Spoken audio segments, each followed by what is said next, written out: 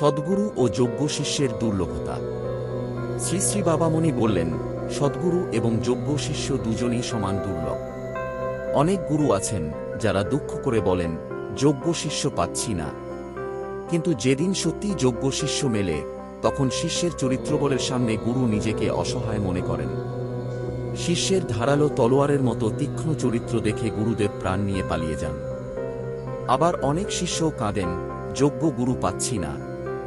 তবে যেদিন গুরু মেলে, সেদিন তাকে অনুসরণ করার মতো শক্তি বা যোগ্যতা নিজের মধ্যে খুঁজে পান না। অক্ষমতা বোধ করে তাঁরা গুরুর কাছ থেকে সরে যান। শুধু সরে যান না, পুরো শহর জুড়ে প্রচার করেন যে গুরুদেব কঠোর, রাগী এবং শিষ্যের কষ্ট বোঝেন না। কাজের চাপ দিয়ে শিষ্যদের জীবন দুর্বিষহ করে তোলেন। গুরুকে নিষ্ঠুর আর নির্দয় বলেও দাগিয়ে দেন। একজন বলেন, গুরু মেলে লাখ লাখ, কিন্তু শিষ্য মেলে এক। আবার কেউ বলেন, শিষ্য মেলে লাখ লাখ, কিন্তু গুরু মেলে এক। দুটি কথাই সমান সত্য।